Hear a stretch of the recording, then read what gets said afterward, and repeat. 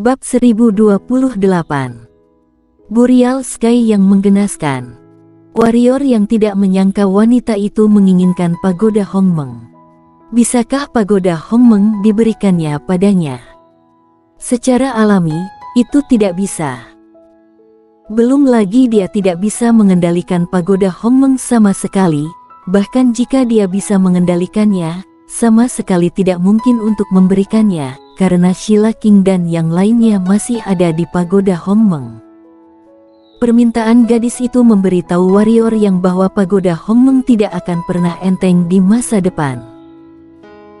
Tentu saja, awalnya dia berpikir bahwa meskipun ada beberapa ketidaknyamanan dengan gadis itu di dunia itu, mereka pernah mengalami hidup dan mati bersama, bagaimanapun mereka bisa dianggap sebagai setengah teman.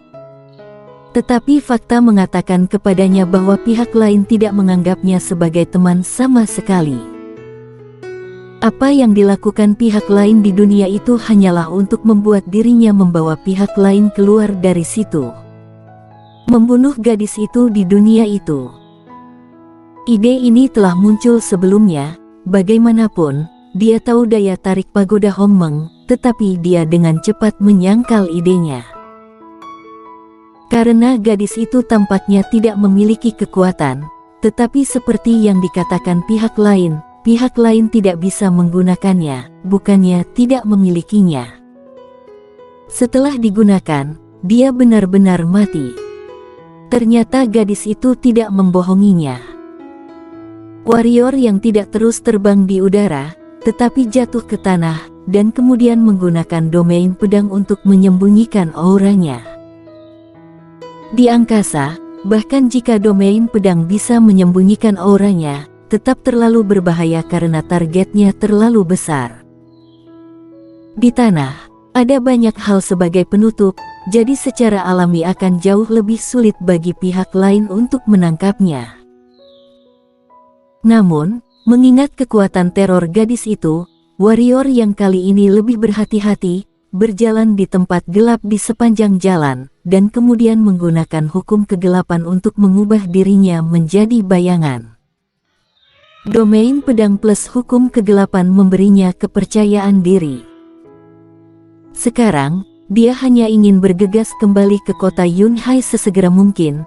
Dia telah terperangkap di dunia itu begitu lama, dan dia tidak tahu apa yang terjadi dengan perguruan lautan awan. Memikirkan hal ini, dia tidak bisa tidak mempercepat. Tapi segera, dia berhenti tiba-tiba. Karena berada belasan meter di depannya, gadis itu tidak tahu kapan sudah muncul di sana. Gaun gadis itu seperti salju, tidak ternodai debu, mata indah sebening air musim gugur, wajah bijaksana dan tenang, wajah seperti batu giok putih, yang bisa hancur dengan ditiup angin, seluruh tubuh bersinar dengan samar, sama seperti dewi dari surga ke-9 yang tidak terkekang oleh keduniawian. Gadis itu bukan orang lain, itu adalah gurunya Raja Sura. Warrior yang masih bersembunyi di kegelapan, dia menyatu dengan bayangan pohon kuno, ditambah dengan penyembunyian domain pedang, dapat dikatakan bahwa bahkan pendekar suci pun tidak akan dapat menemukannya saat ini. Namun, dia tahu bahwa gadis itu menemukannya. Setelah merenung sejenak, warrior yang tidak memilih untuk melarikan diri, tetapi keluar. Melarikan diri. Fakta kejam memberitahunya bahwa dia tidak bisa melarikan diri sama sekali, dan terus melarikan diri hanya membuang-buang waktu. Apakah kamu benar-benar ingin mendesakku ke jalan buntu seperti ini? Warrior yang berjalan ke arah gadis itu dan menatap langsung ke gadis itu. Gadis itu menatap warrior yang lama, dan berkata, menara kecil itu berguna bagiku. Tapi itu milikku. Kata warrior yang, kalau aku mau, itu milikku sekarang. Gadis itu menatap warrior yang langsung, suaranya masih tenang, tapi dingin. Lalu mengapa kamu tidak merampasnya? Kata warrior yang, kuharap kamu memberikannya padaku. Kata gadis itu. Mengapa? Warrior yang bingung, dengan kekuatanmu, jika kamu merampasnya, kamu mungkin sudah memilikinya, bukan? Gadis itu tidak berbicara. Warrior yang menatap gadis itu lama, dan melihat gadis itu tidak berbicara, dia berkata, bagaimana jika aku tidak memberikannya padamu? Kalau begitu aku akan merampasnya, kata gadis itu. Warrior yang memandang gadis itu, untuk waktu yang lama, tubuhnya mulai memancarkan cahaya merah samar, dan pada saat yang sama, rambut dan matanya mulai berubah warna, berubah menjadi merah cerah. Pada saat tertentu, bang! Gumpalan darah naik dari tubuh warrior yang dan menembus langit. Dalam sekejap, seluruh langit menjadi merah, seolah-olah kiamat akan datang. Pedang darah seperti darah muncul di tangan warrior yang. Haha, warrior yang, akhirnya mau tak mau kamu menggunakan kekuatan membunuh. Oke, bagus sekali, haha, ayo, jangan melawan, terima kekuatanku, kamu dan aku bergandengan tangan, kita akan membantai ribuan dunia. Suara gila Burial Sky terdengar di lapangan. Menghadapi gadis yang kuat seperti dewa, warrior yang tidak punya pilihan selain memanggil Burial Sky. Meskipun memanggil Burial Sky, dia mungkin diperbudak oleh Burial Sky, tetapi jika dia tidak memanggil, menghadapi wanita itu, dia tidak memiliki peluang untuk menang sama sekali. Burial Sky keluar. Bang! Niat membunuh alam ketiadaan keluar dari tubuh warrior yang dalam sekejap, dan langsung menekan jiwa pedang alam ketiadaan. Pada saat yang sama, tubuh warrior yang terus mengeluarkan darah, dan sinar darah menyebar dengan cepat ke area sekitarnya, jarak hampir 10.000 mil semuanya diselimuti darah dan menjadi merah darah. Namun, ruang tempat gadis itu berada adalah normal, dan pancaran darah itu tidak bisa mendekatinya dalam jarak 10 kaki. Melihat warrior yang seperti ini, gadis itu sedikit mengernyit. Dan saat ini, warrior yang tidak memiliki jejak kesadaran di matanya. Di tangannya, pedang darah merobek telapak tangannya, dan darahnya terus mengalir ke pedang darah. Saat darah terus mengalir, pedang darah menjadi semakin padat. Tebas. Pada saat ini, warrior yang tiba-tiba menebas gadis itu sambil memegang pedang darah. Sebuah pedang jatuh, dan ruang dalam jarak 1000 kaki langsung hancur. Namun, itu adalah pedang yang mengerikan, tetapi dijepit oleh 2 jari gadis itu. Bukan cara yang tepat dengan meminjam kekuatan eksternal. Gadis itu suaranya terdengar. Ledakan pedang darah itu tiba-tiba pecah, dan pada saat yang sama, gadis itu maju selangkah, menitik ke dahi warrior yang, dan berkata, kembalilah. Suaranya terdengar, kekuatan misterius menembus alis warrior yang dari ujung jari gadis itu. Art. Pada saat ini, teriakan Burial Sky bergema di lapangan, kamu, siapa kamu, siapa kamu? Tidak ada kekuatan seperti itu di dunia ini, ah. Cepat hentikan. Perlahan-lahan, suara Burial Sky menjadi semakin lemah, dan akhirnya, suara Burial Sky menghilang sepenuhnya. Pada saat yang sama, semua sinar darah di langit dan sekitarnya mengalir kembali ke tubuh warrior yang seperti air pasang. Segera, warrior yang kembali normal, tetapi menjadi lemah. Kamu terlalu lemah saat ini, lebih baik tidak memanggilnya, jika tidak, dia akan memperbudakmu sepenuhnya. Pada saat itu, kamu tidak akan menjadi dirimu lagi. Gadis itu menatap warrior yang dan berkata, kamu sama sekali bukan pendekar suci, kata warrior yang. Awalnya, dia berpikir bahwa meskipun wanita di depannya adalah kekuatan yang menakutkan, dia seharusnya tetap pendekar suci.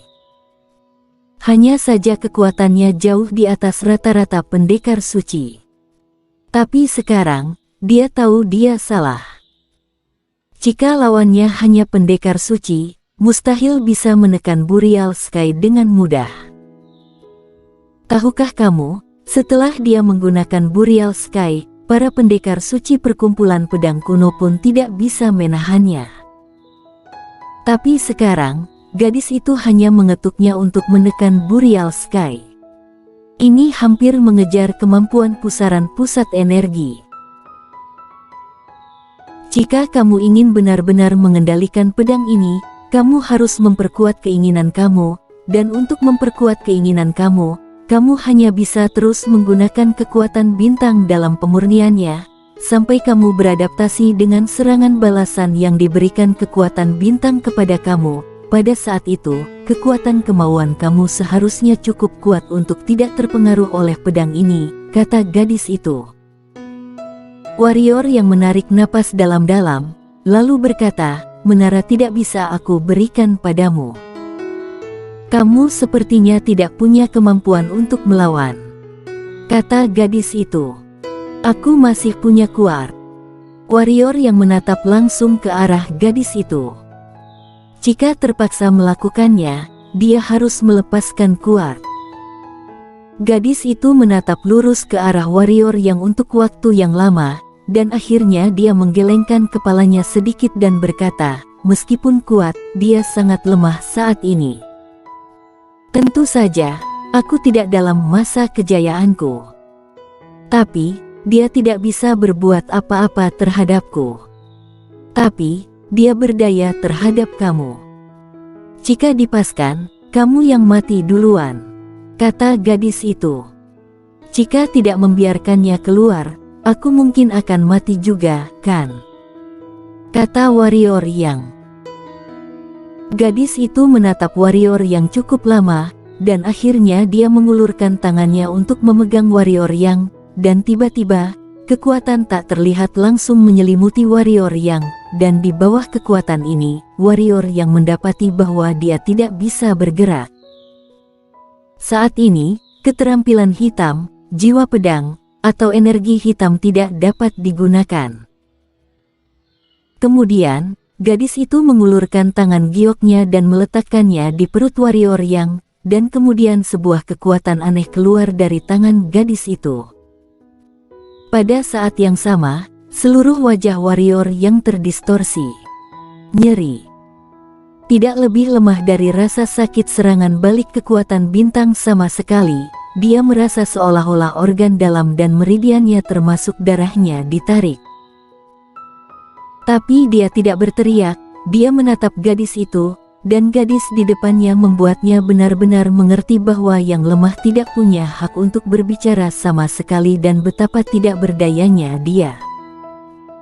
Saat yang lemah di depan master, jika orang ingin mengambil barang-barangmu, kamu hanya bisa menonton. Pada saat ini, pusaran pusat energi tiba-tiba berputar.